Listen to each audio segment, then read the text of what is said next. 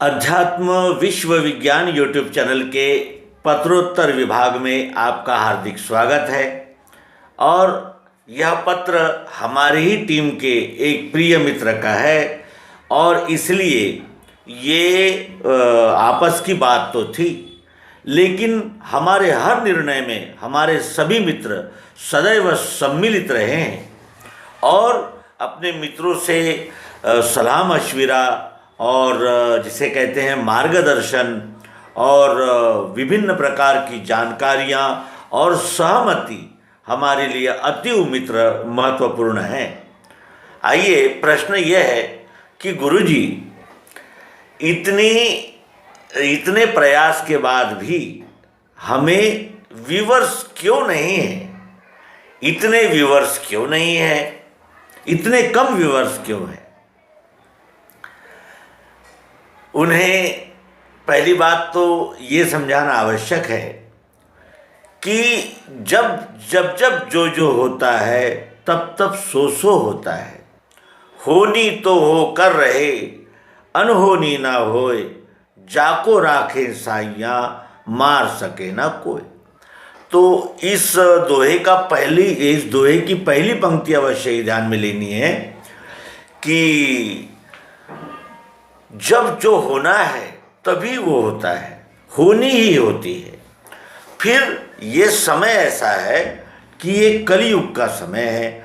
इसमें भोग, ऐश्वर्य और अनेक प्रकार के आराम, सुख, सुविधाएं, अहंकार तृप्ति के अनेक मार्ग, अनेक चुनाव और अनेक गोल्स, जिसे हम लक्ष्य कहते हैं, अनेक प्रकार के हो गए हैं।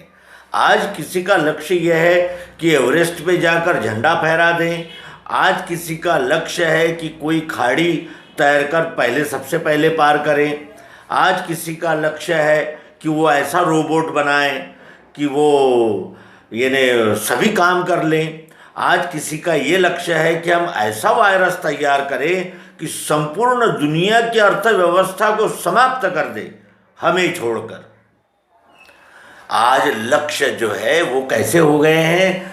तो जितने मत उतने लक्ष्य और जितने व्यक्ति उतनी प्रकृतियाँ, और ये नैसर्गिक है, नेचुरल है। जिस पृथ्वी पर रावण, कुंभकर्ण और जैसे कंस और दुर्योधन जैसे लोग रहे, वहीं राम, कृष्ण, वामन, नरसिंह, परशुराम, राम, ऐसे अद्वितीय दैदीप्यमान चरित्र वाले लोग भी इसी धरती पर रहे। और ये कलयुग का अंतिम काल चल रहा है। इस अंतिम काल के बाद अब सतयुग आने वाला है। ये चारों युगों की कल्पना केवल भारत के अध्यात्म विज्ञानियों ने ही की, क्योंकि उन्होंने काल गणना के अनुसार और काल गणना करके ये सिद्ध कर दिया कि ये युग परिवर्तन होते हैं, चाहे आप माने या न माने। विदेशों में यानी पाश्चात्य देशों में इस कल्पना को नहीं मानते, युग कल्पना नहीं है वहाँ। उनका ऐसा कहना है कि जो समय है वो सतत धारा है। समय सतत धारा है, ये तो हम भी अनादिकाल से कह रहे हैं कि समय ये अखंड और सतत चलने वाली प्रक्रिया है, इसकी तो नाप कर ही नहीं सकते। लेकिन युग जो है वो गुण आधारित होते हैं, और गुण आधारित होने से ये अंदाज़ा लगाया जा सकता है कि कौन से गुण का कब तक राज रहा। गुण तीन होते हैं, सत्वगुण, रजोगुण और तमोगुण। सत्वगुण का जब प्रकाश होता है तो सतयुग होता है, रजोगुण का प्रकाश होता है तो द्वापर होता है, रज तम मिश्रित प्रभाव होता है तो त्रेता होता है, और केवल तम मिश्रित और तम प्रधान कार्य दिखते हैं तब तमोगुण होता है, और तमोगुण ही कलयुग बनकर कार्य करता है। तो ये स्वाभाविक है, ये अखंड चलने वाला चक्र है।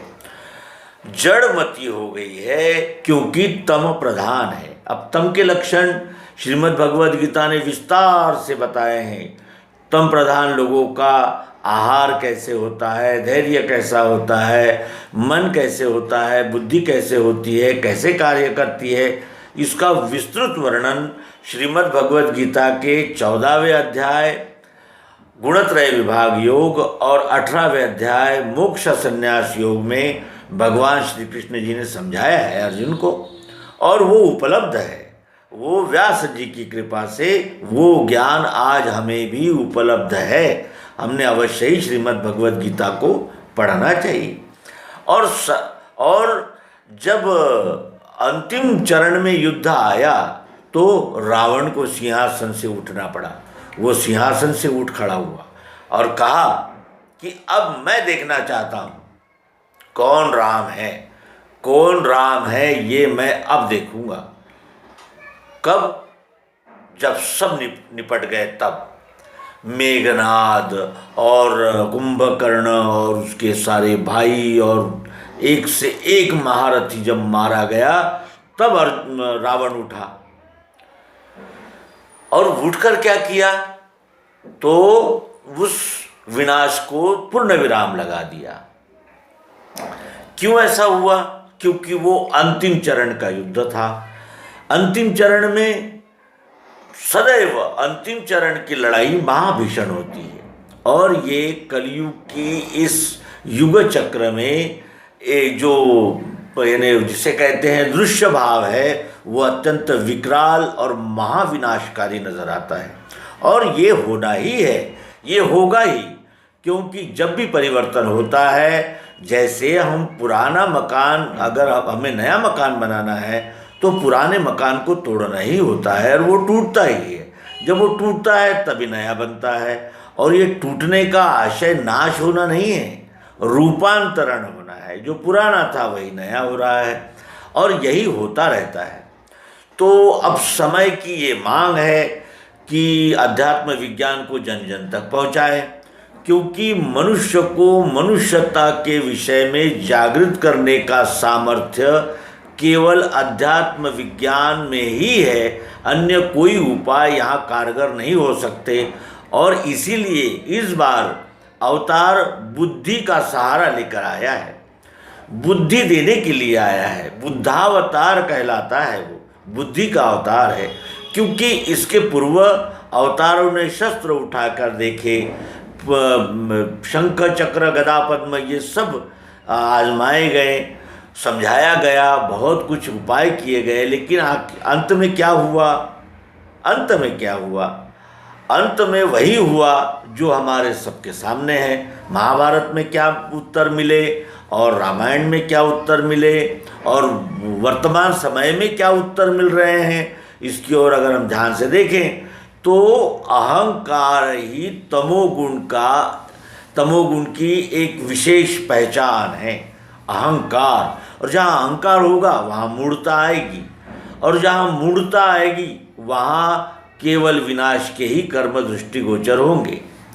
जो अपने मतों पंथों संप्रदायों में लिखे हुए तत्वों को प्रत्यक्ष यथार्थ रीति से सिद्ध नहीं कर पाते और अंत में केवल यही उत्तर देते हैं कि हमारी किताब में लिखा हुआ ही सत्य है, अन्य कोई बात सत्य नहीं है, और हमारे जो जिसे कहते हैं प्रमुख है, हमारे धर्म संप्रदाय के संस्थापक है, उन्होंने हमें साफ कह दिया है कि किसी का सुनना भी नहीं है, और जो आपके खिलाफ बात करे उसे तलवार से काट देना है, और उनके जो आश्रित बाल बच्चे हैं उनको सबको अपने संप्रदाय में शामिल करना है, अपनी संख्या को सतत बढ़ाना है, और धीरे धीरे छल कपट बेईमानी धोखेबाजी चाहे विश्वासघात कुछ भी करना पड़े, अपने संप्रदाय को सतत बढ़ाते रहना है और अन्य संप्रदायों को समाप्त करने में संलग्न रहना है। लेकिन इन संप्रदायों के लोग भी सामने आकर ये नहीं कहते कि हमें ये इसमें जो तत्व दिए गए हैं उनका वास्तविक अर्थ कौन समझाएगा? राजनीतिज्ञ समझाएंगे, जो हमसे बरगनी लेते हैं और हमें अनेक प्रकार के मतों पंथों संप्रदायों में विभाजित करते हैं। क्या वो हमारा मार्गदर्शन करेंगे? क्या ईश्वर ने हमें बुद्धि नहीं दी है? क्या हम उस बुद्धि से विचार नहीं कर सकते? आज इस विश्व में संपूर्ण पृथ्वी पर उपस्थित ये सारा स्थावर जंगम जो स्ट्रक्चर है, इसको समाप्त करने के लिए 1 घंटा काफ़ी है। ऐसा वैज्ञानिकों का कहना है कि इतना अण्वस्त्र का भंडारण इस पृथ्वी पर हो चुका, 1 घंटे में संपूर्ण पृथ्वी समाप्त हो, यानी पृथ्वी पर जो कुछ भी स्ट्रक्चर दिख रहा है सब समाप्त हो जाएगा। इतना अण्वस्त्र यानी उपलब्ध हो चुका है। और अहंकार इतना है कि साम्राज्यवाद की भूख लिए कुछ राष्ट्र आगे ही आगे बढ़ते चले जा रहे हैं, आसपास के छोटे छोटे राष्ट्रों को काबूज करते चले जा रहे हैं। वहाँ दहशत का माहौल फैलाकर उन्हें मजबूर कर दिया जा रहा है कि आप हमारा ही अधीनत्व स्वीकार करें। और अन्य पड़ोसी देशों में और आगे आगे आगे आगे एक बढ़ते रहने की एक साम्राज्यवाद की महाभीषण भूख स्पष्ट दिख रही है। और युद्ध के लिए ऐसा उतावलापन दिख रहा है कि शायद वो कहना चाहते हो कि युद्ध हो जाए तो बहुत कल्याण हो इस विश्व, यानी इस विश्व मानव का। कोई कोरोना की वैक्सीन बनाने में लगा है, तो कोई मैंने कोरोना को निर्माण करने में और कोरोना का प्रसार और विस्तार करने के पीछे लगा है। तो ये दैवी और आसुरी ये संपदाएं विश्व में अनादिकाल से है। जब से ये सृष्टि का निर्माण हुआ, और सृष्टि का निर्माण जिस विश्व विधाता से यानी प्रेरणा पाकर और जिस विश्व विधाता के अंगों से ये सारी सृष्टि रचना बनी, तब से ये क्षर और अक्षर, ये दो प्रवृत्तियाँ, दो भाव उसी विश्व विधाता के अंग है। रात है तो दिन है तो दोपहर है, दोपहर है तो ठंडी है, गर्मी है, बरसात है, बचपन है, बुढ़ापा है, सब सतत परिवर्तन, ये क्षर भाव है। और अक्षर भाव है चाह, जरूरत, प्रियत्व, रूप, मिठास। और पुरुषोत्तम भाव है इन दोनों भावों का लय, जो नाम, वस्तु, विश्व। अब ये 3 भावों से त्रिपुटी बनी है। त्रिपुटी में सबसे पहला भाव आता है क्षर का। क्षर में अंग है 8, अक्षर एक रूप है। जहाँ है भावना दोनों वस्तु का, यानी वो वस्तु का लय स्थान। तो कहने का आशय यह है कि सर्वप्रथम भाव है क्षर। क्षर में 8 अंग है, और इन 8 अंगों में पृथ्वी, जल, अग्नि, वायु और आकाश, इनके 5 स्वभाव है। इन 5 स्वभाव को चालना देने वाले सत्वगुण, रजोगुण, तमोगुण, ये बैटरी, ये मीटर उसके पीछे लगा हुआ है, ये एक प्रकार की मोटर उसके पीछे लगी है। और इसमें इसी को संपूर्ण मानकर, इसी पर यानी श्रद्धा रखकर, इसी को यानी पाने में, इसी में विषय और अनेक प्रकार के जो व्यष्टि रूप अहंकार दिखते हैं, इनको समाधान देने में जिन्हें तृप्ति का अनुभव आता है, वे क्षर प्रधान। और जो मेरे सत्कर्म और परोपकार और सहजीवन, इस पर जिनका विश्वास होता है, वो अक्षर के विश्वासी होते हैं। वो जानते हैं कि क्षर, अक्षर यानी प्रवृत्ति, यानी अक्षर जिसे कहते हैं भाव के वजह से ये क्षर प्रकाशित हो रहा है। पृथ्वी हमें प्रिय है, प्रिय नहीं होती तो पृथ्वी भी नहीं होती। प्रिय है, जल प्रिय है, और है, जल प्रिय है। अग्नि प्रिय है, क्या सूरज की ऊष्मा हमें प्रिय नहीं है? क्या ये जो बिजली के बल्ब जो यहाँ उजाला दे रहे हैं, क्या हमें प्रिय नहीं है? आकाश जिसमें सारा खेल हो रहा है, क्या हमें प्रिय नहीं है? तो कहने का आशय यह है कि जो पृथ्वी प्रधान जिसकी मति होती है, वो पशु, यानी जिसकी बुद्धि यानी सीमित होती है, संकुचित होती है, उसे पशु बुद्धि कहते हैं। फिर जल है, जल कैसा है? प्रवाहित है, थोड़ा चलायमान है, यानी मन का अनुसरण करने वाला मानव है। उसके बाद फिर अग्नि है, जो बुद्धिजीवी है, जो बुद्धि से विचार करते हैं, वो अग्नि से यानी जिसे कहते हैं प्रखरता पूर्वक चिकित्सकीय दृष्टि से इस विश्व की ओर देखते हैं। और फिर वायु प्रधान है, वो कैसे है, सर्वत्र संचारी है। विश्व में क्या हो रहा है, विश्व में क्या चल रहा है, इस सब का आकलन और इस सब को इकट्ठा लाकर चिंतन मनन करके निर्णय लेने वाला एक पक्ष है। तो इस प्रकार ये 5 प्रकार के यानी परिणाम प्रकाशित होते हैं, और वो 3 गुणों के सहारे से, सत्वगुण, रजोगुण, तमोगुण, और ये अखंड मंडलाकार अक्षर रूप फिरा। तो अब कलयुग जाने का समय आ गया है। कलयुग का उत्तम वर्णन हमें श्री कृष्ण द्वैपायन व्यास रचित भागवत में विस्तार से मिलता है।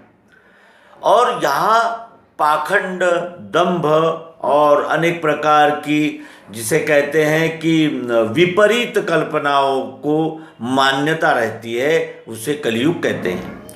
और जैसे आज देखें कि सत्य को सुनने के लिए 10 लोग नहीं आते, और झूठ को सुनने के लिए हजारों लोगों की महफिल जम जाती है और हजारों लोग इकट्ठा हो जाते हैं।